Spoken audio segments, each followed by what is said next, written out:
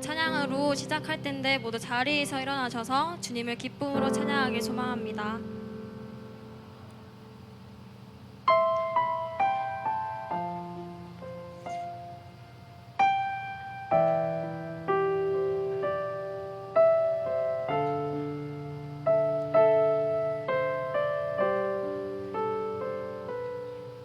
한 사람이면 충분했던 주님, 주 말씀에 순종하며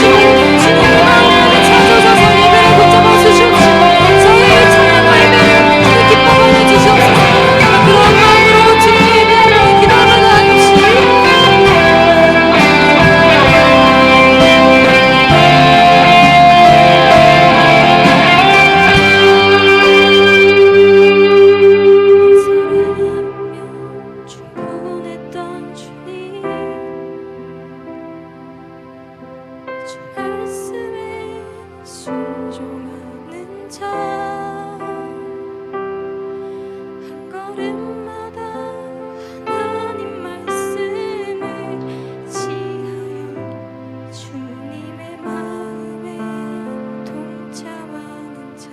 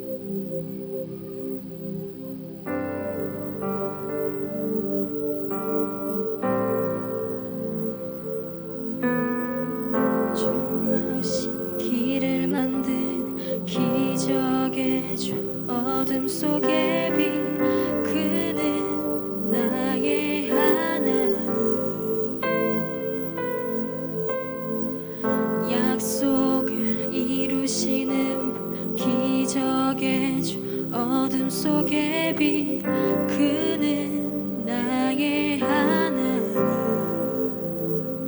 주의 손 이곳에 계셔 나 경배해 주 경배해 이곳에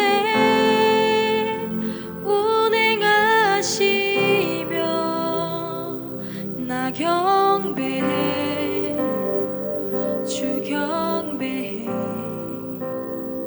모든 마음 만지시는 주 나 경배해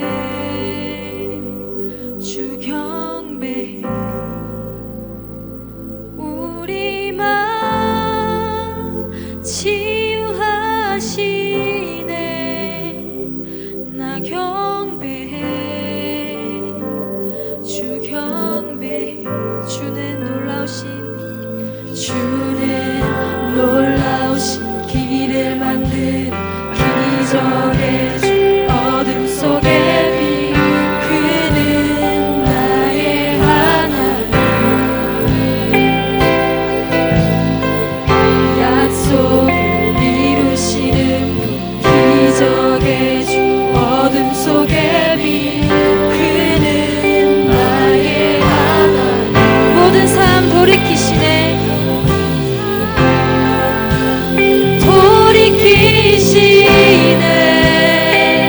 나 경배해 주 경배해 우리 마음 회복하시네 나 경배해 주 경배해 주는 놀라우신 길을 만드는 기적의 주 어둠 속의 빛 그는 나의 하나님 약속을 이루시는 분 기적의 주 어둠 속의 빛 그는 나의 하나님 나의 하나님 나의 하나님 나의 하나님 나의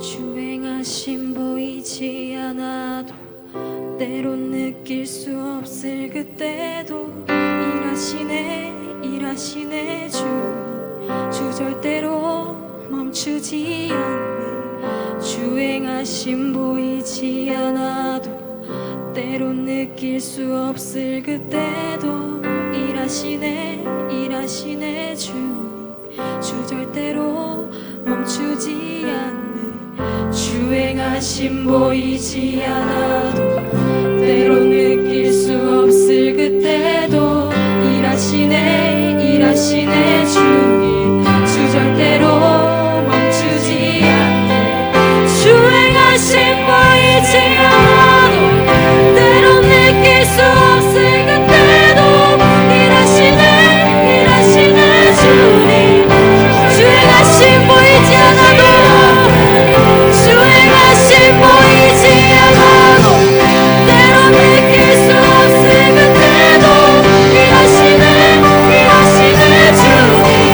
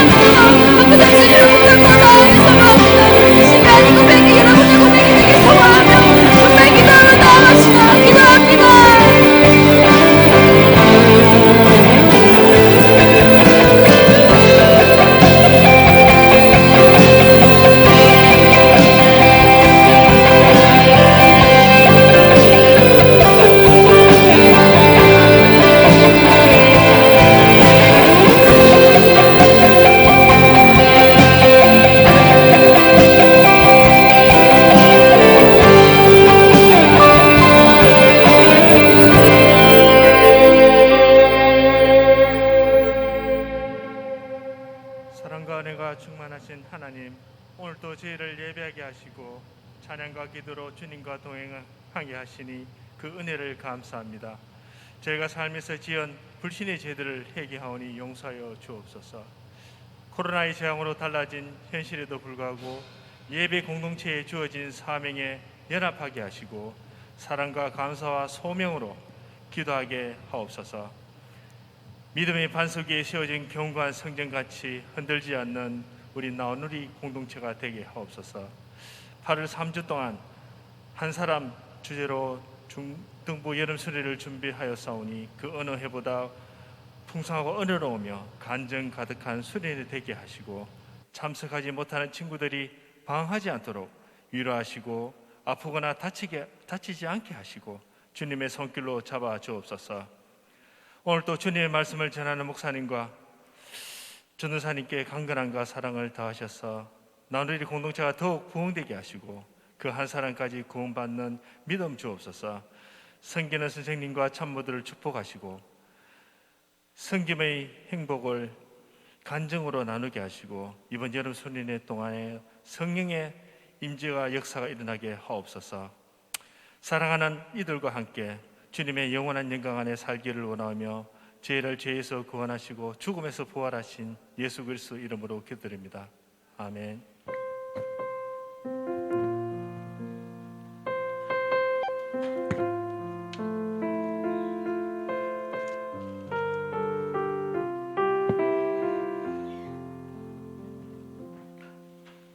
사도신경을 우리의 신앙으로 고백하겠습니다. 전능하사 천지를 만드신 하나님 아버지를 내가 믿사오며 그 외아들 우리 주 예수 그리스도를 믿사오니 이는 성령으로 잉태하사 동정녀 마리아에게 나시고 본디오 빌라도에게 고난을 받으사 십자가에 못 박혀 죽으시고 장사한 지 사흘 만에 죽은 자 가운데서 다시 살아나시며 하늘에 오르사 전능하신 하나님 우편에 앉아 계시다가 저리로서 산자와 죽은 자를 심판하러 오시리라.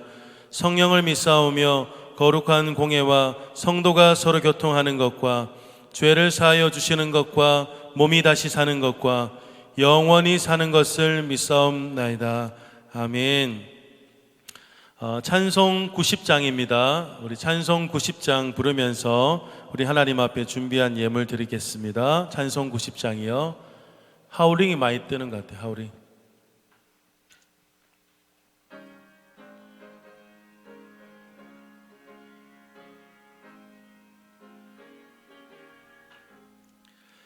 주 예수 내가 알기 전날 먼저 사랑했네.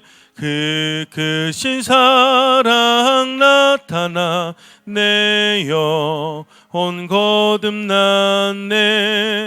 주 내 맘에 늘 계시고 나 주의 안에 있어 저 포도 비유 같으니 참 좋은 나의 친구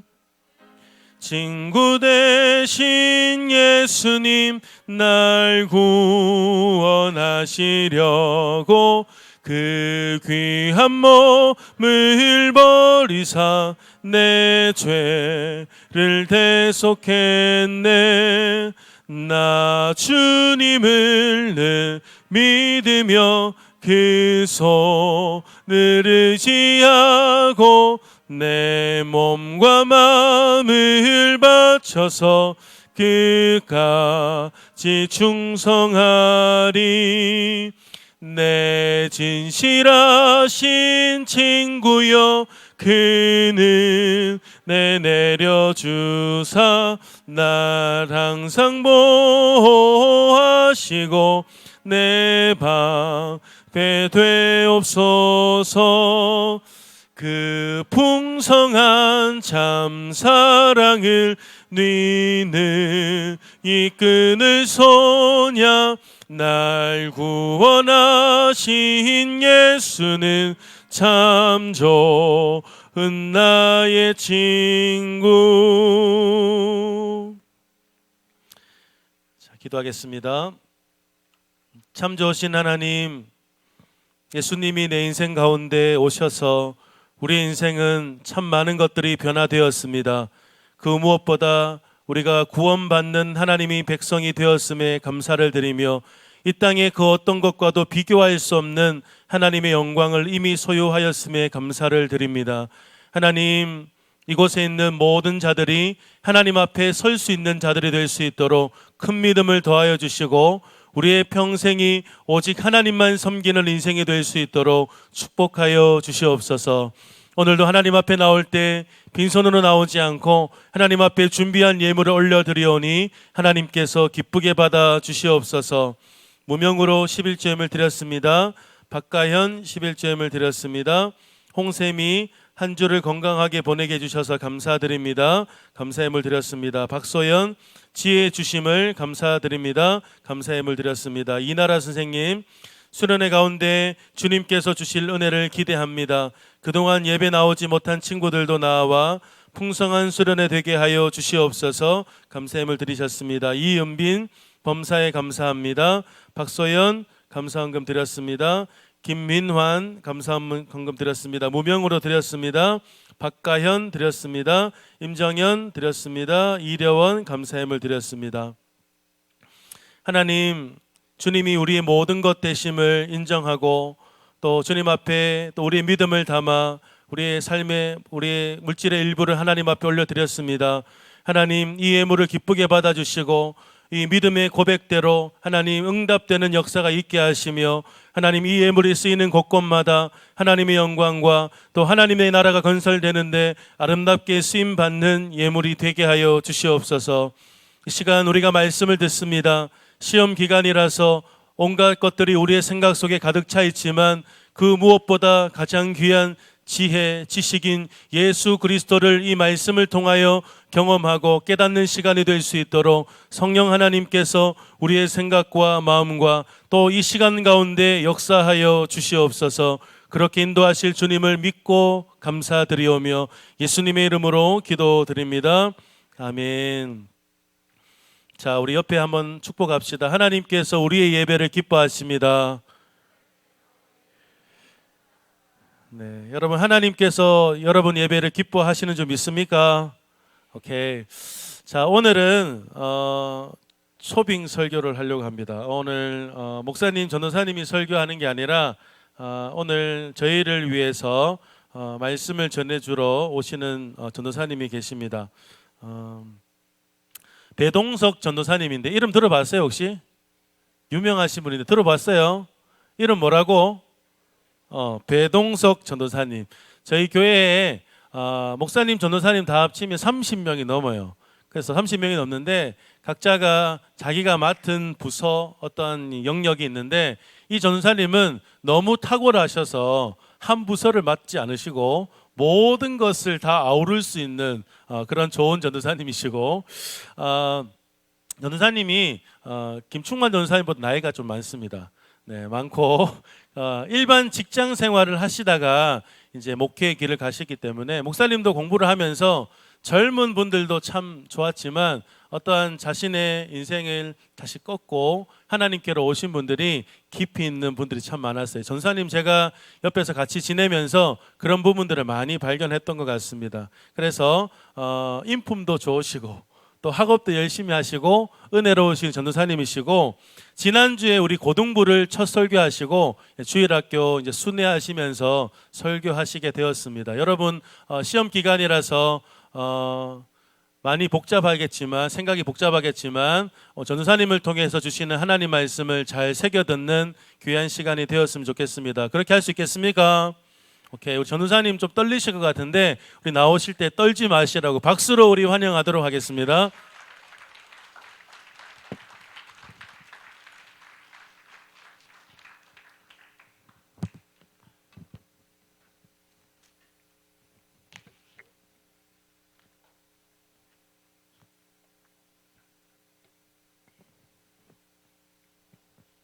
예, 안녕하십니까. 저는 다시 인사드리겠습니다. 배동석 전도사입니다.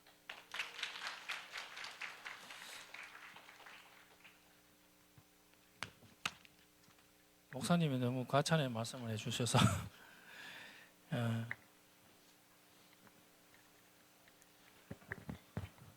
오늘 제가 이제 이 말씀을 전했는 것은 잠시 이제 말씀을 드리고 그렇게 설교를 들어가겠습니다. 제가 요새 참으로 어려운 시대에 살고 있다 싶어서, 그리고 이 코로나19로 통해서 우리 많은 것이 참 변화를 받았는데, 성경책을 읽다가 구약과 신약 그 중간기에 하나님께서 응답 안 하시고 이스라엘 백성들을 외면하실 때에 하나님께서는 약속을 지켰었습니다. 그것도 400년이라는 똑같은 기간에 또 새로운 아들을 주시기 위해서, 우리 여러분들 잘 아시는 예수 그리스도를 주기 위해서 한 분을 또 세워주셨어요. 그게 세례 요한이라는 사람이었어요. 저는 처음에 세례 요한은 잘 몰랐습니다. 성경책을 읽기는 읽었지만 그것이 내 마음에 와 닿지는 않았지만은, 지금 이 시대에 우리가 다시금 2000년대로 돌아갔다면 세례 요한 같은 이런 예수 그리스도를 증언하는 사람이 정말 있어야 되겠다, 우리가 바로 알아야 되겠다 싶어서 이 말씀을 제가 묵상하는 가운데서 이 말씀을 선택하게 되었습니다. 여러분들은 윤주일부터 시작해서 수많이 들었겠지만은, 오늘 제가 이 말씀을 통해서 여러분들이 세례 요한이 어떠한 사람이었는가, 어떤 시대에서 살았던 사람이었는가를 우리가 한번 돌이켜보고, 이분을 통해서 우리가 다시금 신앙을 다시 다져야 되겠다 싶어서 그렇게 한번 이야기 드리고자 그렇게 본문을 정했습니다. 오늘 본문은 요한복음 1장 29절에서 34절입니다. 요한복음 29장 34절까지입니다. 제가 봉독해 드리겠습니다. 이튿날 요한이 예수께서 자기에게 나오심을 보고 이르되, 보라, 세상 죄를 지고 가는 하나님의 어린 양이로다. 내가 전에 말하기를 내 뒤에 오는 사람이 있는데 나보다 앞선 것은 그가 나보다 먼저 계심이라 한 것이 이 사람을 가리킴이라. 나로 그를 알지 못하였으나 내가 와서 물로 세례를 베푼 것은 그를 이스라엘에 나타내려 함이라 하시니라. 요한이 또 증언하여 이르되, 내가 봄에 성령이 비둘기같이 하늘에서 내려와서 그 위에 머물렀더라. 나도 그를 알지 못하였으나 나를 보내어 물로 세례를 베풀라 하신 그이가 나에게 말씀하시되, 성령이 내려서 누구 위에든지 머무는 것을 보거든 그가 곧 성령으로 세례를 베푸는 이인 줄을 알라 하셨기에 내가 보고 그가 하나님의 아들이심을 증언하였노라 하리라. 그렇게 오늘 말씀의 본문입니다. 원래는 이 본문이 전반부와 후반부로 나누어집니다. 19장부터 28장까지고요. 그 다음에 오늘 읽었던 부분입니다. 세례 요한이 다른 복음서보다 여기에 많은 활약을 했습니다. 그러니까 여기서는 지금 사도 요한과 세례 요한이 있는데, 지금은 사도 요한을 내가 이야기하는 것이 아니고 세례 요한을 이야기하는 것이기 때문에 헷갈리시면 안 됩니다. 그래서 제가 다시 말씀드리겠습니다. 당시 세례 요한이 살았던 그 시대는 로마 식민지 시대였습니다. 그렇기 때문에 그들은 정치적으로 압박을 많이 받았고, 그 정치적으로 해방시켜줄 정말 메시아를 찾았습니다. 여러분도 잘 알다시피 이스라엘 백성들은 한 번 더 있었죠. 애굽에 400년을 살면서 또 하나님의 그 괴로움을 하나님께 간구했을 때 모세라는 사람을 보냈듯이 하나님도 또 준비를 하셨습니다. 준비한 그 기간에 이스라엘 백성들은 그의 400년 말라기부터 신약까지는 아무 기록이 없습니다. 바로 이렇게 뛰어넘었습니다. 그런데 이 분을 보내는 것이 하나님이신데 이분을 그냥 보내시는 것이 아니더라고요. 그의 아버지는 제사장 계열에 있는 스가랴였습니다. 그는 성령이 아주 충만했고 하나님의 법과 규례를 지켰다고 그렇게 말씀하셨습니다. 그런 과정에서 하나님은 또 세례 요한을 보내셨습니다. 그리고 어머님은 아론의 후손입니다. 엘리사벳이었습니다. 그도 물론 그에 못지않게 신앙을 가졌다고 저는 생각합니다.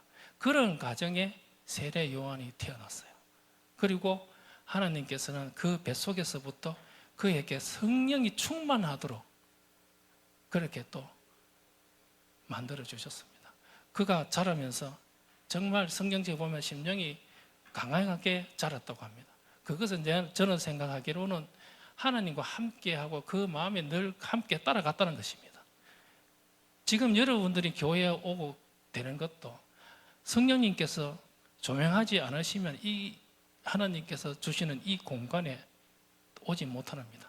하나님께서는 항상 성경에 보면은 하나님 본인이 택한 곳에서 제사를 지내게 하고 예배를 드리게 했습니다. 물론 여기에 공간이 범호교회 여기에 하나님 성전을 지은 것도 하나님의 모든 하나님의 자녀가 기로로서 이루어졌기 때문에 이 공간에서 하나님께서 허락을 하시고 여기서 우리가 예배를 드리는 겁니다. 우리가 예배를 드리는 목적은 뭐냐면은 하나님을 향하여 1차적으로 있다는 것입니다. 그것을 우리가 먼저 알고 우리가 예배에 참석하고 이것을 내 친구를 위해서 오는 것이 아니고 목사님과 전도사님, 선생님을 위해서 하는 거 아니고 내가 섬기고 내가 사모했던 예수 그리스도와 우리 하나님 아버지 앞에 드린다는 것을 이거는 기본적으로 우리가 알아야 되는데 저는 그걸 몰랐어요. 왜냐? 그냥 엄마가 가락해서 모태신앙이었으니까 가락해서 가고 오고 그러는데 인생을 지르다 보니까 지금 와서는 그것이 내가 잘못된 삶이었구나. 지금이라도 깨닫게 해주신 하나님 앞에 너무 감사해요. 왜냐? 저도 4년, 5년만 있으면 퇴직을 하고 즐겁게 여행을 다닐 건데 지금 하나님한테 붙잡혀서 이렇게 살지만은 그래도 지금은 참 감사하다. 모든 것이 힘들지만 감사하다는 그런 생각을 합니다. 여러분들은 여기 하나님께 오시는 이 장소가 정말 거룩한 공간, 정결한 공간입니다. 하나님 좀 이따 말씀드리겠지만 하나님은 이스라엘 백성들에게 가장 기본적으로 해야 될 것이 뭐냐? 내가 거룩하니 너희도 거룩하라. 그렇기 때문에 너희들이 스스로 더럽히지 마라 하는 겁니다. 이것이 기본입니다. 그래서 예수님께서도 성령으로 세례를 주고 모든 사람 세례를 줄 때에 그것이 기본이 되는 겁니다. 그리고 예수님은 순종하셨습니다. 이것이 세례 요한이 말하려고 했던 그러한 취지가 지금 있다는 것입니다. 그래서 세례 요한은 참으로 성격을 성경책에 보면 이렇게 되어 있습니다. 세례 요한의 성품을 총 이렇게 제가 5가지로 한번 나눠봤습니다. 그는 강직하고 검소한 사람이었다는 것입니다. 그것은 마가복음 1장 6절에 나와 있는 말씀입니다. 세상과 타협하지 않는 강직하고 검소한 사람이었다는 것입니다. 그리고 자기의 주어진 소명, 자기가 주어진 받았던 하나님께 받았던 그 사명을 투철함으로 살았던 사람이고 그리고 그의 생활은 항상 검소했는 사람입니다. 불의한 행동에 대한 단호하게 책망했을 뿐만 아니라 의로운 사람이었다는 것입니다. 그는 또 많은 백성들에게 기감이 되는 삶을 살았습니다. 이것이 요한이 하나님께서 주신 그 태에 성령 충만함으로써 자라면서 심령이 강해지고 신앙적 성품을 닦아왔고 훈련 중에 있었습니다. 그렇기 때문에 우리는 지금 이렇게 세례 요한과는 솔직히 저도 살 수가 없습니다. 그렇지만 이것을 이 세례 요한의 신앙적 성품을 따라가야 될 우리는 자녀들입니다. 그렇기 때문에 요한복음 12장 8절에 보면 이렇게 기록이 되어 있습니다. 제가 읽어 드릴게요.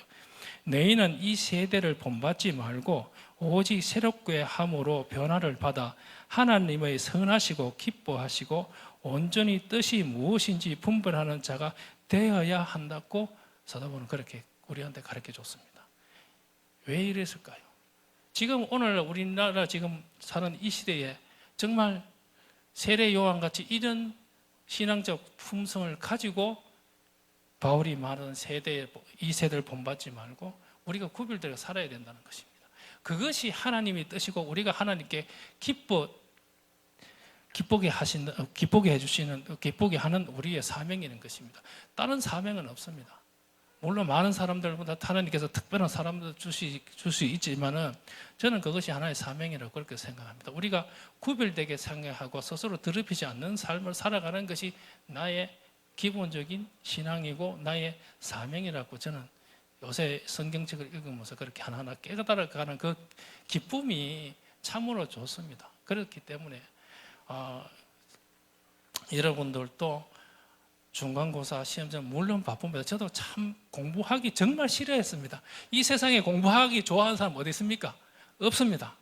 물론 몇 프로는 있겠죠. 0.00 몇 프로는 학생들이 있겠지만은 저도 공부하기 싫어서 얼만큼 도망다녔습니다.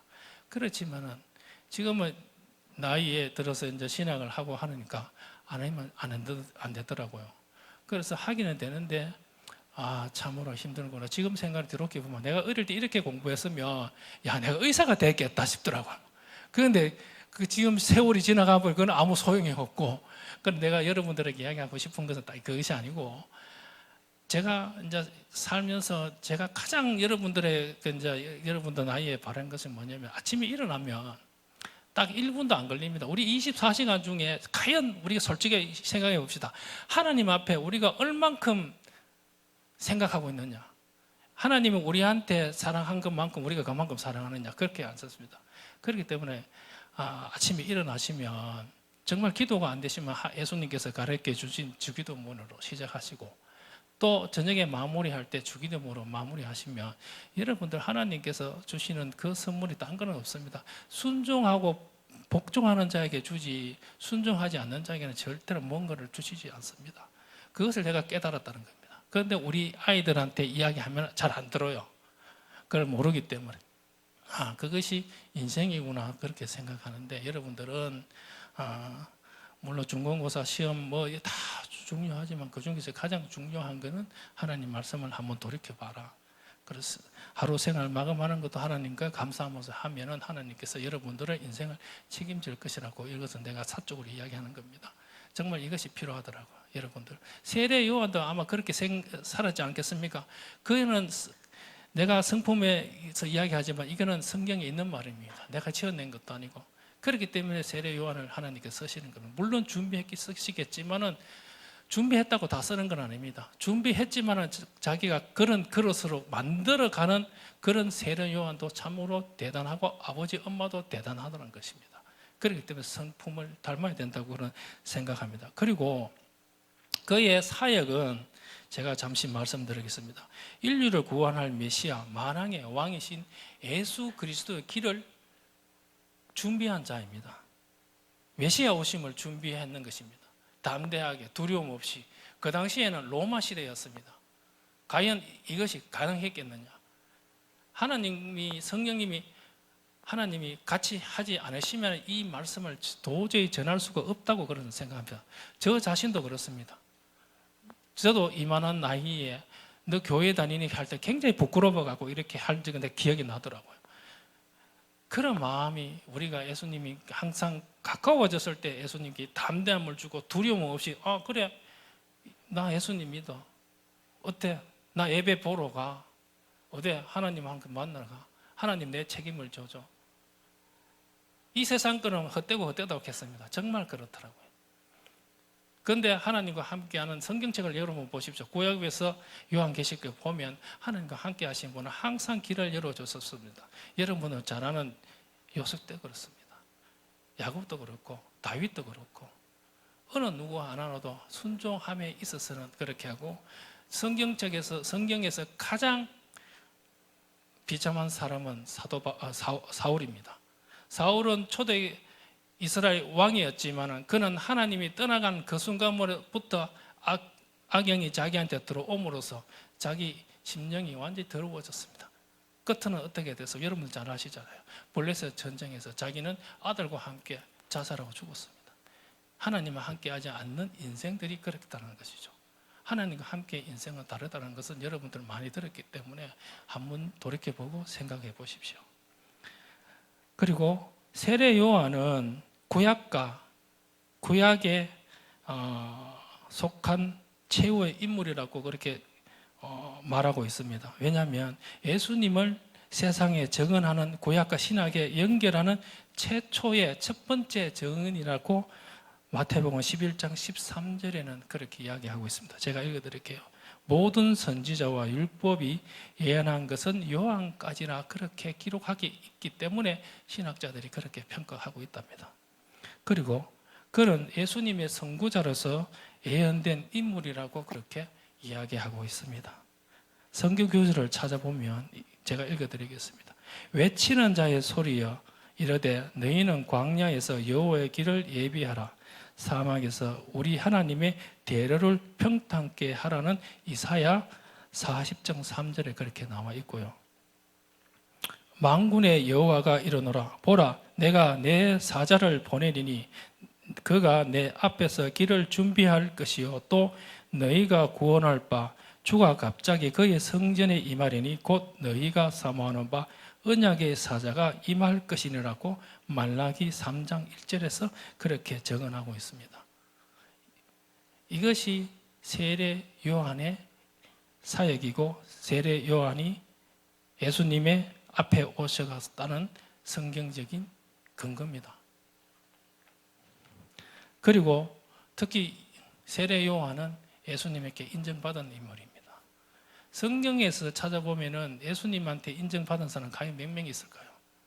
저는 잘 찾아보지 못했습니다. 그러나 세례 요한은 예수님께서 이렇게 이야기합니다. 여인이 낳은 중에서 가장 큰 자라고 인정을 받았습니다. 세례 요한.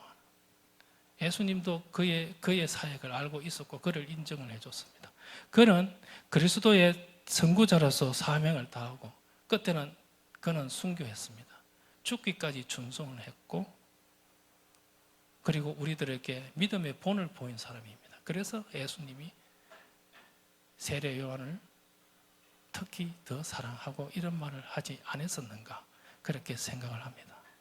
여러분, 우리도 하나님의 뜻을 구하고 하나님과 함께하면 하나님이 언젠가 우리를 보듬어주고 우리를 그렇게 인정해주는 자녀들이 되어야 된다는 것입니다. 생각을 해봅시다. 우리가 아버지 어머님의 살아가는데 자녀들인데 아버지 어머님이 제일 좋아하는 게 뭐냐? 저는 공부 잘하는 소리 안 합니다. 우리 자녀들한테. 그저 내 시간을 아끼고 귀중하게 사용하고 네가 하고자 하는 걸 해라. 그러면 나는 네 사랑한다.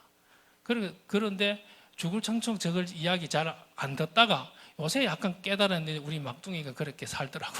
그래갖고 참으로 사랑스럽더라고요. 그 다음에는 하나님께서 알아서 하시겠지. 그런 생각이 듭니다. 그렇기 때문에 우리들의 마음이나 하나님의 마음이나 부모님 마음은 동일합니다. 다른 것은 아닙니다. 우리가 살면서 엄마, 아버지, 선생님한테 그렇게 하면은 그것이 하나님도 보지 않는다는 것입니다. 그러나 여러분들 기쁘게 살고 긍정적으로 살고 친구들과 잘 살아가면은 하나님이 굉장히 기뻐하신다는 그런 생각입니다. 그래서 하나님께 여러분들 인정받는다는 것입니다. 딴 거는 인정받는 것은 여러 가지 있겠지만 우리의 나이에 우리의 삶에서 나타나는 것들이 예수님과 함께 접했을 때 그 생활하는 삶들이 하나님과 함께 하나님께서 요구하시고 선하시고 기뻐하시는 말씀이고 행동이면 그것이 하나님께 인정받는다고 생각하십시오. 다른 거는 없습니다. 내가 크게 능력을 해갖고 사람들을 많이 하는 그거는 아닙니다. 적은 속에서 하나님을 기쁨을 찾으신다는 것을 제가 또 하나 깨달았습니다. 그래서 우리 자녀들에게 요새는 그렇게 이야기하고 그래서 우리 자녀들 보면 아주 마음이 편안하더라고요. 그래서 내가 옛날에 왜 그 애들한테 그랬지 하는 나도 반성이 되고 참으로 이 성경을 알면 알수록 내 삶이 항상 회개하고 내 삶이 항상 하나님 앞에 갈 수밖에 없겠구나 그렇게 생각이 듭니다. 그리고 예수님과 세례 요한의 또 공통점이 하나 있습니다. 방금 이야기했듯이 회개하라입니다. 그리고 세례 요한은 이렇게 이야기합니다. 마태복음 3장 8절에 회개에 합당한 열매를 맺으라고. 이것과 예수님과 동일합니다. 예수님은 첫 사역에서 무엇을 말했을까요? 회개하라, 천국이 가까웠다 이야기합니다. 이스라엘 백성들이 그 당시에 요한에게 왔습니다. 세례를 받으려고 무턱대고 왔어요. 그래서 요한이 뭐를 했어요? 죄를 회개하지 않고 왜 왔느냐는 거죠. 그래서 세례요한이 독사에 같은 자식 들어갑니다. 여러분, 우리가 교회에 오는 것도 그냥 오시면 안 되는 거예요.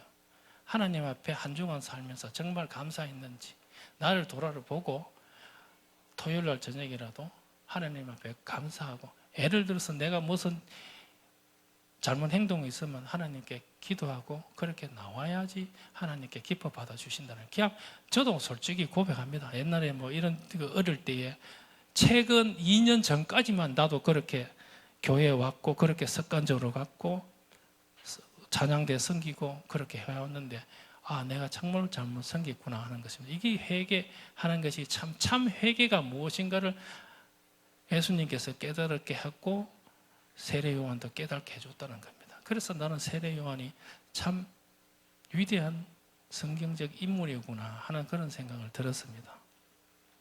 그리고 여러분, 참 회개란 것은 무엇이냐면 입술로서 끝나는 것이 아니라 합당한 열매를 수반하여 연결되는 삶이라고 합니다.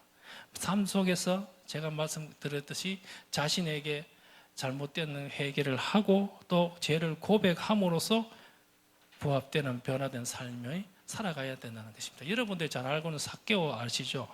삭개오가 삶에서 변화를 받았다는 그렇게 저는 생각이 합니다. 삭개오는 그 당시에 세리장이었습니다. 세리장은 그 당시에 굉장히 천대받던 사람들입니다. 물론 돈은 있지만 이스라엘 백성들이 별로 좋아하지 않는 사람들이에요. 왜냐하면 로마의 앞잡이라고 생각했습니다. 그런데 그가 예수님을 보고 나무에 올라가서 예수님을 바라볼 때 예수님께서 삭개오에서 오늘 내가 너희 집에 가겠다 이렇게 그 한마디에 삭개오는 모든 것이 되돌아보게 됐습니다. 그래서 예수님께 이렇게 자기가 고백을 합니다. 삭개오가 서서 주께 여짜오되 주여 주여 보시옵소서, 내 소유를 절반 가난한 자에게 주게 사오며 만일 누구 것을 속여 빼앗은 일이 있으면 내가 갑절을 갖겠나이다, 그렇게 이야기하고 있어요. 이것이 회개의 참모습입니다. 우리가 하나님 목사님을 통해서, 여러분들 전도사님을 통해서 말씀을 들었지만 이게 이러한 변화가 없다면 한번 여러분들을 돌아봐야 됩니다. 전도사님이나 목사님 말씀을 듣고 이러한 마음이 생겼을 때, 아, 내가 하나님의 자녀구나, 아, 진짜 감사하다, 이런 생각을 해야 됩니다. 누구나 죄를 짓고, 우리는 솔직히 나는 이렇게 생각합니다. 나는 죄의 덩어리입니다. 그런데 나를 깨끗하게 할 수 방법은 없더라고요. 뭐 목욕탕 가서 떼빗기면 육적으로 떼빗기지 영적으로 떼빗길 수 있겠습니까? 그럴 수는 없습니다. 그것이 내 영적인 삶을 때를 빗길 수 있는 방법은 여러분들 아까 전에 찬송을 하셨잖아요. 저는 여기 찬송할 때 진짜 전율이 느껴지더라고요. 너무 기뻤고 눈물이 났더라고요. 그리고 여러분들이 하나님 말씀으로 깨끗이 씻고 할 때 하나님께서 함께 하시고 또 기도할 때 하나님께서 들어주신다는 것을 꼭 기억하시기 바랍니다. 이것이 세례 요한의 일생이었습니다. 태어나고 하나님에서 태어나고 그의 성품을 또 교육을 받았고, 그리고 사역의 그런 사역이라는 것을 알고 그는 총체적으로 엘리사의 같은 심령을 가지고 이스라엘 백성들을 하나님 아버지 앞에 돌아오게 하기 위해서 그는 준비했던 그런 사람입니다. 우리가 모든 인생에서 준비가 항상 중요하듯이 하나님은 항상 계획하시는 작정에 의해서 하나님께서 모든 것을 이루신다는 거예요. 그래서 예수님 오기 전에 6개월 전에 세례 요한이 먼저 태어났습니다. 예수님과 세례 요한은 친척 관계입니다. 이것이 하나님의 계획이었어요. 세례 요한이. 그러니까 우리가 이렇게 세례 요한을 이렇게 잠시 보았습니다. 여러분들 앞으로 세례 요한이면 아, 이런 사람이구나 하는 것을 기억하시고 잊어버리지 마시기 바랍니다. 그러면 지금부터 제가 19절부터 본문에 차근차근히 제가 설명해 드리겠습니다. 시간상 제가 좀 빨리 하도록 하는데 제 성격이 좀 느긋해 갖고 그래서 좀 죄송합니다. 19절에 보면 요한복음 19절을 한번 비춰주세요. 이렇게 되어 있습니다. 당시 종교 지도자들의 하수인들과 세례 요한이 이제 대화로 시작합니다. 세례 요한 보고 이들이 이렇게 합니다. 요즘 말로 너 누구니? Who are you? 여러분 영어 잘 아시잖아. Who are you? 너 누구야? 그렇게 질문합니다. 이들의 질문은 목적이 있었습니다. 이 사람이 과연 그리스도 맞는가? 메시아가 맞는가? 의문점에서 물어봤는 거고. 그런데 세례 요한은 그들의 질문에 대해서 분명히 알고 있었습니다. 그들의 의도를 알고 있었습니다. 그래서 그들에게 자기의 존재를 드러낼 수밖에 없는 그러한 상황에 있는 겁니다. 그래서 성경을 보면 요한의 증언이 가장 정말 중요했다. 그런 것을 암시해주고 있습니다. 그래서 19절의 끝에 보면 이렇게 나와 있습니다. 요한의 증언이 이러하니라. 꼭 그렇게 중요함을 암시하고 있습니다. 그리고 요한이 이 증언을 하게 된 장소가 본문 28절에 기록이 되어 있습니다. 요단강 건너 베다니에서 일어난 사건이라고 그렇게 분명하게 기록되어 있다는 것입니다. 이거는 어떤 전개된 사건이 하나님께서 사건에서 이것을 역사적 사건이라고 그렇게 분명하게 이 기록은 요한 사도가 기록을 했습니다. 사도가 여기서 일어난 사건이라고 분명히 그렇게 기록하고 있다는 점입니다. 그리고 21절을 보면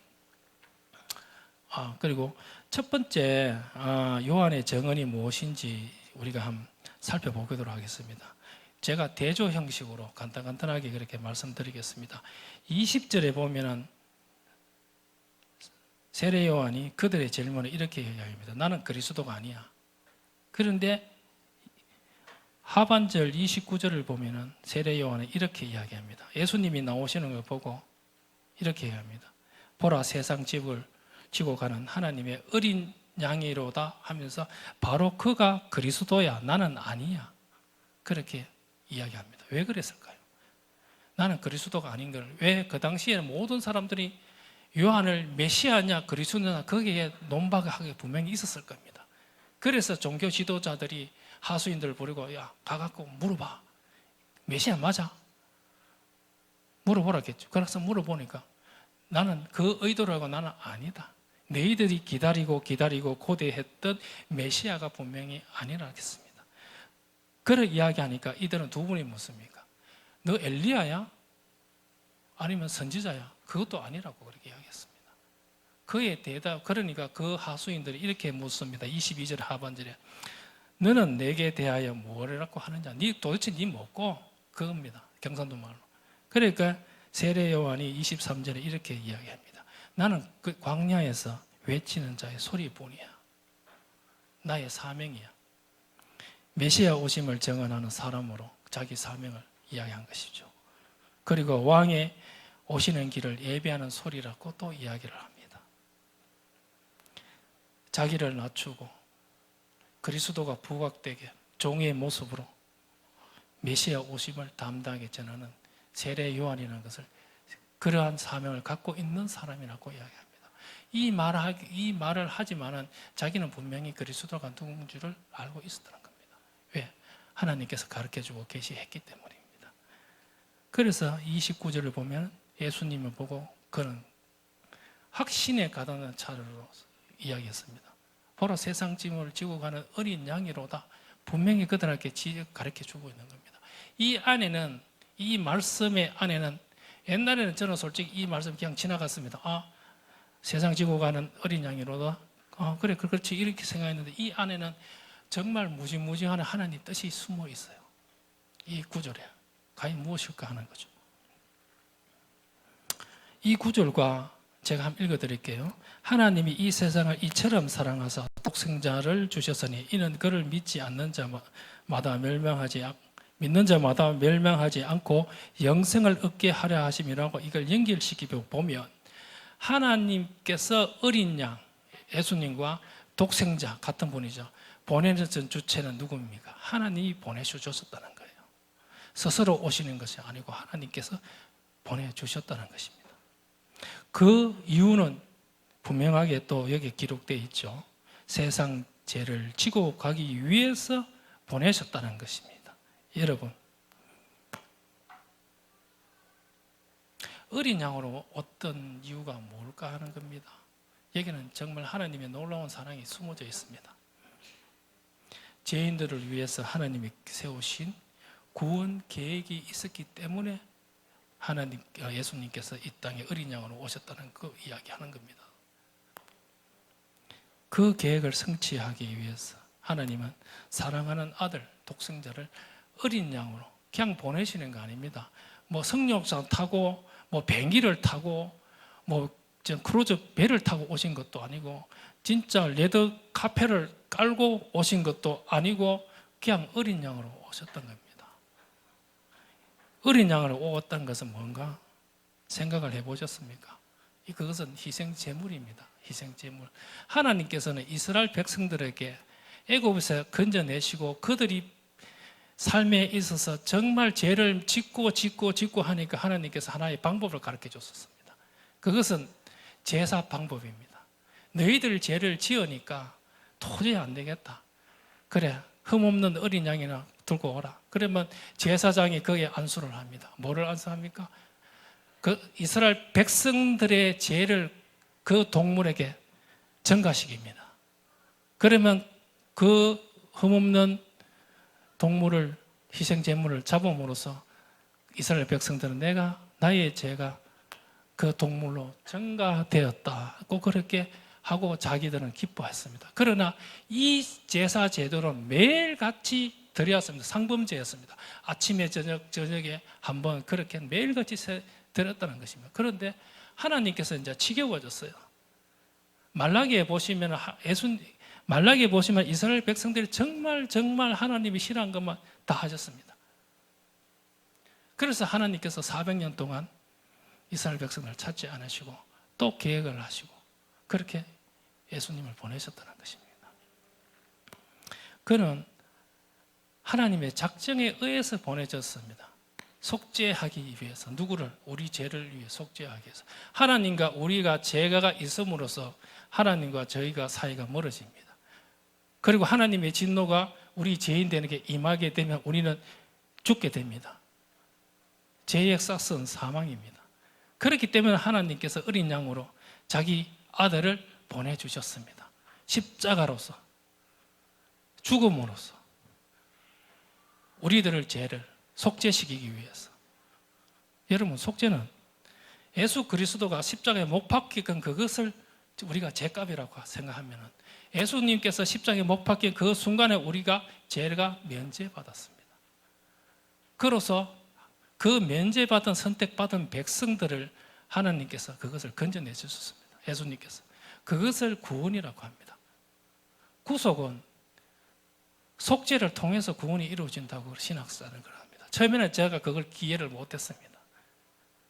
이걸 제가 솔직히 한 달 동안 내가 묵상을 했거든요. 이걸 뭐지? 그러니까 좀 깨닫겠더라고요.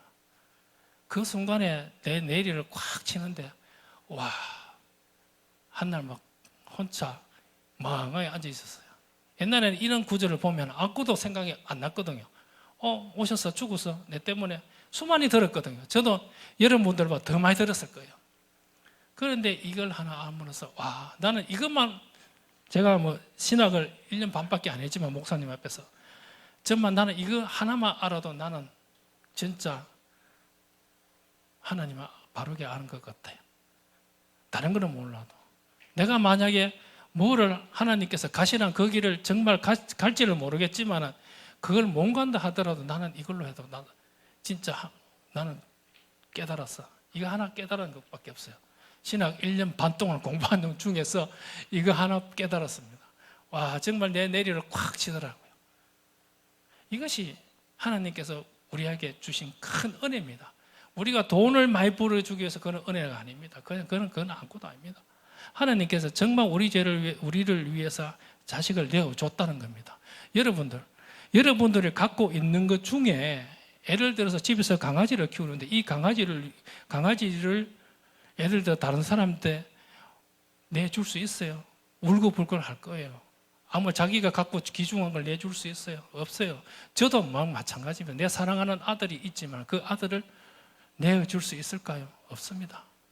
그러나 하나님께서 하셨어요. 그것은 왜? 하나님 형상으로 지었던 인간들이 너무나 죄를 지었는데 이 인간들을 하나님께서 이 인간들을 다시 돌아오기 위해서 다 이 세상을 다 건지는 것은 아닙니다. 하나님께서 속한 백성들만 건지십니다. 나는 그걸 또 깨달았습니다. 그래서 이 깊은 뜻이 다 숨어 있다는 것을 알았습니다. 왜? 하나님께서 그의 자식을 대속적 죽음으로써 어린 양으로 보냈다. 와, 이거는 정말. 그래서 여러분들 이번 다음 주에 수련회잖아요. 이 수련을 통해서 이런 하나님을 사랑을 느껴보시고 우리 예수님께서 이렇게 오셨는 걸 여러분 사랑을 느껴보십시오. 저는 인격적으로 만났다는 그것을 대해서 요번에 최근에 알았어요. 왜? 내가 너무나 신학적으로 무식했고 신앙적으로 너무나 무식했기 때문에 남들이 이야기합니다. 나는 예수님을 인격적으로 만났어. 와, 나는 그거 뭐지? 제 양반 뭐 하나? 우연 만나지 이렇게 하는데 지금 와서 그걸 이해를 했어요. 하나님께서 나한테 찾아온 거 이게 인격적이구나. 내가 찬송을 드리면서 전율을 느끼면서 성령님께서 나한테 임재하시고 와, 그 순간에 내가 하나님께 인격적으로 만나는 그 순간이구나. 저는 이렇게 생각했습니다. 우리 어머님이 권사님인데 맨날 채나 옛날에 중학교, 고등학교 보면 주엄상 갔어요. 밥 안 주고. 엄마, 밥 안 가마. 네 알아서 먹어.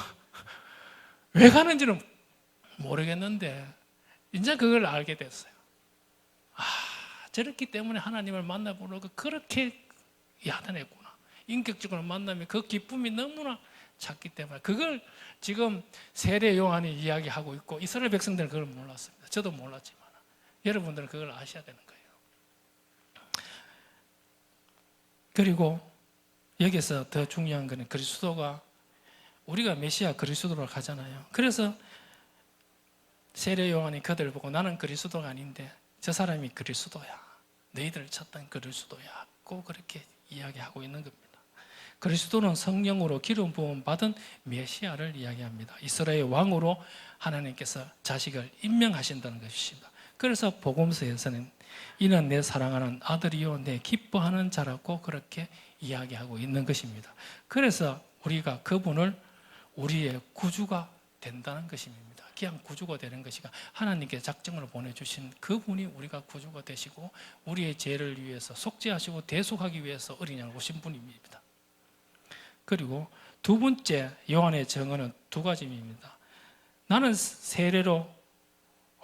물로 세례를 주는데 33절 하반절에 보면은 그는 성령으로 세례를 베푸신 분이라고 그렇게 대조 형식으로 분명하게 이야기했습니다. 세례 요한은 당시 종교 지도자의 하수인들 질문이 이렇게 질문합니다. 어찌하여 네가 세례를 주느냐고 그래 묻습니다. 그의 대답에 33절에 그는 이렇게 이야기합니다. 그를 이스라엘에 나타내려고 하기 때문에 내가 세례를 준다. 처음에는 저는 이것이 뭘까 생각했는데 예수님께서 세례를 받고 요한에게 받고 나오심으로 할 때에 성령이 비추면서 비둘기 같이 하면서 예수님을 쫙 비쳤어요. 그걸 세례 요한에 보고 많은 사람들이 영적으로 뜨인 사람은 봤을 겁니다. 그것이구나. 그를 나타내기 위해서 세례 요한은 세례를 준 것입니다. 그리고 그는 또 이스라엘 백성들에게 세례 줬는 이유는 메시아를 위해서 이스라엘 백성을 세례를 준비시키기 위해서입니다. 이것은 구약에 보면은 정결의 개념과 포함되어 있습니다. 성경책에 보면은 구약 성경책에 보면은 깨끗한 거, 정결한 거, 거룩한 거, 그리고 새롭게 됨을 사는 상징적인 구절이 있습니다. 제 단한 모니를 드리고 에스겔 36장 25절을 제가 한번 말씀을 드리겠습니다. 맑은 물을 너희에게 뿌려서 너희를 정결케 하되 곧 너희 모든 더러운 곳에서와 모든 우상 숭배에서 너희를 정결케 하게 하라는 그런 구절이 있습니다. 하나님은 이스라엘 백성들을 애굽에 건져내실 때에 그들이 생활에서 부정한 것을 굉장히 싫어했습니다. 그래서 그들에게 먹을 것도 직접 정해 주셨습니다. 그리고 그들에게 하나님께서는 이렇게 이야기합니다. 레위기 11장 14절 한번 보여주세요. 나는 여호와 너희 하나님이라. 내가 거룩하니 너희도 몸을 구별하여 거룩하게 하고 땅에 기는 길 짐승으로 말미암아 스스로 더럽히지 말라고 합니다. 이게 하나님의 뜻이었습니다.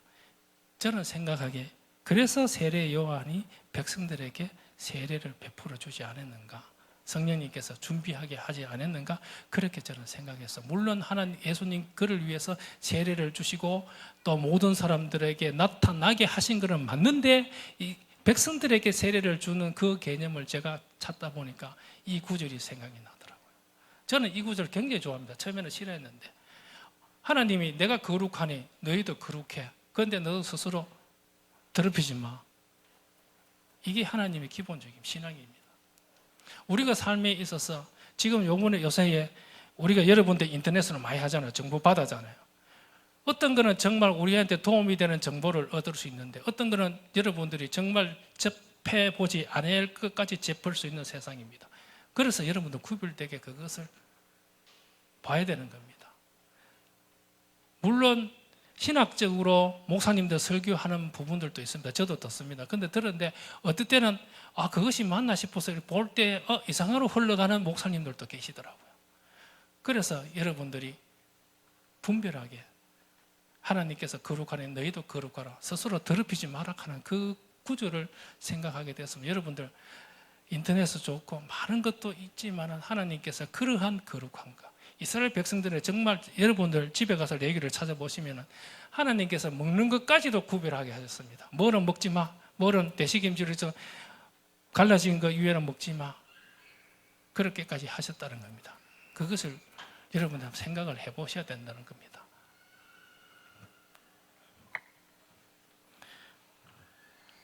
그리고 예수님께서 또 보면은 그분을 성령으로 세례를 베푸신 분이라고 그렇게 이야기를 하고 있는데, 이것은 이렇게 생각합니다. 저는 하나님 아들이기 때문에 거룩하게 성령으로 세례를 주시고, 또 그분은 하나님이 세우신 메시아이기 때문에 그렇게 하신 거라고 저는 생각합니다. 그렇기 때문에 예수님의 세례는 성령과 불로 세례를 베풀어 주신다고 그렇게 성령은 이야기하고 있습니다.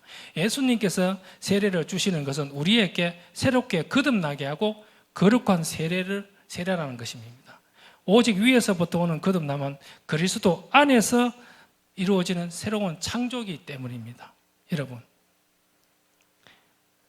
인간들에 의해서, 우리들에 의해서 뒤틀려진 이거 왜곡되었던 이런 우리들 피조물들을 예수님 그리스도 안에서 우리가 새로운 창조가 될 수 있다는 것입니다. 그래서 하나님께서는 그 아들에게 성령으로 세례를 베풀어 주도록 하는 겁니다. 여러분, 우리는 세례를 베풀어 주면 우리는 성령의 공동체입니다. 그냥 일반 사람들만 그런 공동체가 아니라 우리는 하나님께서 함께하고 하나님 아들을 주신 그 성령 공동체가 우리라는 것입니다. 그렇기 때문에 하나님께서 사랑하는 예수 그리스도께 성령으로 세례를 베풀 수 있도록 해주신 겁니다. 그래서 고린도전서 5장 17절을 제가 읽어드리겠습니다. 누구든지 그리스도 안에 있으면 새로운 피조물이라고 사도 바울은 그렇게 이야기했습니다. 여러분, 예수님이 세례를 주시는 분이시고, 그리고 성령님을 보내줄 수 있는 파견자이심을 여러분들 깨달아야 됩니다. 그렇기 때문에 여러분들이 이번 수련회를 통해서 하나님을, 예수님을 만나 보셔야 되는 겁니다. 이제는 만날 때가 되었어요. 왜? 57년 동안 걸리지 말고 지금 여러분들이 만나셔서 예수님과 함께 그 길을 걸으면서 성령님과 동행하면서 내 삶을 책임질 수 있는 사람. 나는 우리 아들한테 이렇게 합니다. 아버지는 앞으로 80이면 57이야. 잘 살면 20년 살겠어. 그러나 너는 하나님과 함께 해야 돼. 말씀을 보고 어렵지만은 하나님과 동행할 수밖에 없어. 아빠가 지금 깨닫는 방법은 이것밖에 없어. 내가 네한테 돈을 물려주겠어, 뭐를 물려줄 거 아무도 없어. 오직 성경책 하나밖에 없더라. 그런데 그걸 잘 기다리면 들지 않아요. 아빠 돈 많으면 줘. 이거 이야기하지 잘 안 들더라고요. 그래서 여러분들은 돌이켜 볼 때 그렇게 좀 생활했으면 좋겠다 싶습니다. 시간 관계상 하나는 그냥 넘어갈게요. 요거는 내가 말씀드리면 뭐냐면 예수 그리스도의 선제성과 영원성입니다. 이게 무슨 말이냐면은 예수님은 태초부터 하나님과 함께 계시고 그로 인해서 그가 없이는 지은 바 없다는 요한복음 1장 1절에서 3절까지를 제가 말씀을 하려고 했는데, 이것은 하나님께서 예수 그리스도께서 지금도 계시고 과거도 계시고 영원 속에서 시간과 초월하면서 지금 모든 것을 내려 보시는 그런 분이라는 것을 제가 이야기하는 겁니다. 그리고 마지막에 34절을 한번 비춰주세요. 마지막에 보면은 마지막 9절을 보면 34절을 보면 하나님의 아들이라고 그는 최종적으로 그는 증언을 합니다. 첫 번째 증언은 나는 그리스도가 아니다고 분명히 이야기했고, 두 번째는 마지막으로는 그는 이런 상황을 봐서 그는 하나님 아들이라고 분명히 이야기했습니다. 그러나 이것을 증언하기까지는 그는 처음에는 몰랐습니다. 31절, 31절과 33절을 보면 그는 두 분이나 이렇게 합니다. 그를 나는 알지 못했다고 그렇게 이야기합니다. 그런데 나중에 나는 알았다고 그렇게 증언합니다. 32절과 33절에 있는데 33절을 제가 읽어드리겠습니다. 나를 보내어 물로 세례를 베풀러 하신 그이가 나에게 말하되 성령이 내려오는 그 사람이 성령을 베풀고 그 사람이 또 하나님 아들이라고 요한에게 가르쳐 줬다는 것입니다. 다른 복음서에도 이와 비슷한 것이 있습니다. 여러분, 모든 사람들은 하나님 은혜에 믿게 됩니다. 바울도 그렇게 이야기했습니다. 누구든지 주의 이름을 부르는 자는 구원을 받는다고 했고, 그리고 요한복음 6장 65절을 보면 예수님께서 이렇게 이야기합니다. 내 아버지께로 오게 하여 주지 아니하시면 누구든지 내게 올 수 없다고 그렇게 예수님께서 직접 증언하셨습니다. 여러분, 우리가 믿는 것은 우리의 의지에서 믿는 것이 아니고 우리의 노력에서 의지해서 믿는 것은 아닙니다. 그리고 연구함으로써 믿는 것이 아닙니다. 오직 하나님께서 믿게 해주고 예수 그리스도로 오게 해주지 않으면, 하나님께서 오게 해주셨으면 믿을 수가 없다고 예수님께서 그렇게 이야기했습니다. 여러분들 지금 여기서 교회 와서 예배를 드리잖아요. 이것도 마찬가지입니다. 하나님께서 오게 했기 때문에 여러분들이 예수 그리스도를 믿고 성령님이 임재하심을 느끼고 찬송 드리고 말씀을 듣고 내가 변화를 받고 하나님 앞에 영광을 돌리는 거예요. 만약에 예수님이 이 길을 오지 못하게 막으셨다면 여기는 여러분들은 어디 갔겠어요? 학원이나 친구들하고 PC방이나 다른 코인 노래방에 가서 놀고 있겠죠. 여러분들 여기에 왔던 것은 하나님의 자녀이기 때문에 올 수가 있는 거예요. 다른 사람들은 여기에 이 하나님의 성전은 정말 거룩한 공간입니다. 그래서 구약시대 때 보면은 대제사장 혼자만 1년에 한 번 딱딱합니다. 그것도 대제사장이 혹시 죽을까 싶어서 보니까 허리에 묶었다 하던가. 왜냐하면 대사장이 잘못하면 죽으면 인간들이 거기에 들어가지 못하기 때문에 밧줄로 끌어. 그래서 시체를 그녀대요. 또 대사장 치마 밑에는 또 석류 같은 방울이 있다고 합니다.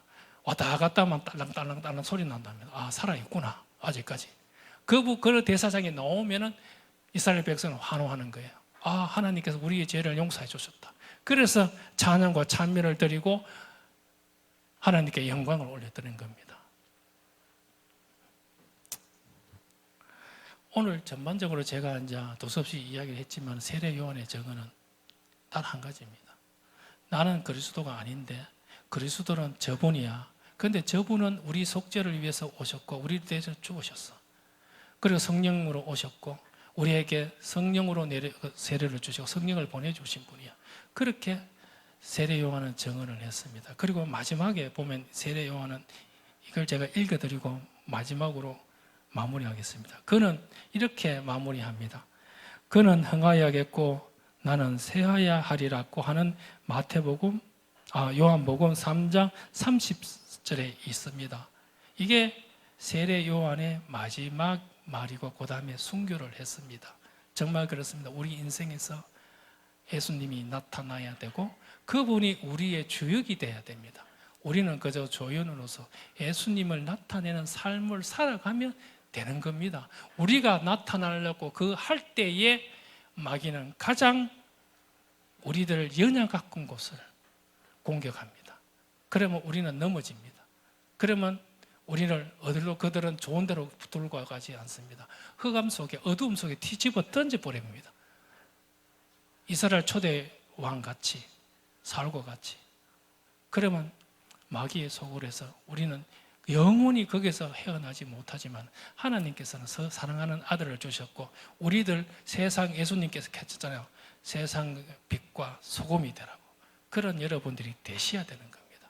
그래서 오늘 제가 말씀을 드리고 세례 요한이 2000년 전에 예수님이 오시기 전에 이 말씀을 하셨는데 여러분들이 수련회에 다음 주 시작하기 전에 이 말씀으로 한번 되새기보고 그래서 수련회에 참석하면 하나님께서 인격적으로 여러분들을 만나시고 여러분들의 삶이 어마어마하게 변한다는 것을 전해주고 싶어서 제가 오늘 이 본문을 선택했습니다. 기도로 간단히 하고 마치겠습니다. 하나님 아버지, 부족한 이 죄인이 우리 사랑하는 중동부에 찾아와서 하나님 말씀을 전합니다. 하나님, 세례 요한이 어떻게 하나님 말씀으로 계시로 예수 그리스도를 전하는 것을 알게 하여 주시옵시고 이번 수련회를 통해서 하나님의 사랑을 느끼고 예수 그리스도가 누구이신가를 분명하게 알 수 있도록 도와주시옵고 정말 인격적으로 만나서 사랑하는 자녀가 되게 하여 주시옵기를 진심으로 기도드리올 때에 이 모든 말씀 우리 주 예수 그리스도 이름으로 기도드리옵사옵나이다. 아멘.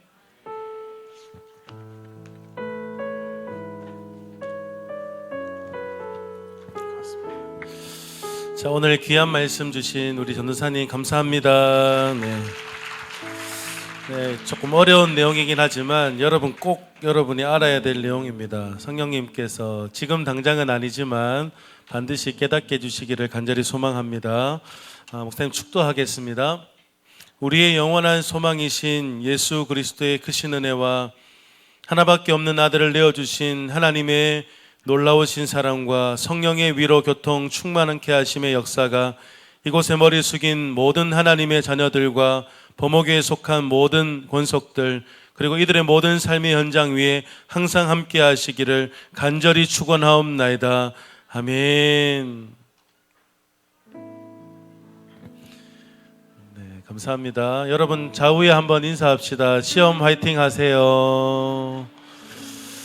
네, 여러분 다음 주면 시험이 끝나 있으니까요. 여러분 잘 이겨내시고 다음 주부터 우리 수련회가 진행됩니다. 그래서 여러분 다음 주에 아마 지금 대구에 있는 목사님들 중에 청소년 청년 사역자들 중에 제일 힘있게 사역하시는 분이기 때문에 여러분 꼭 다음 주에 참석해 주시면 감사하겠습니다. 교무선 다른 광고는 없죠.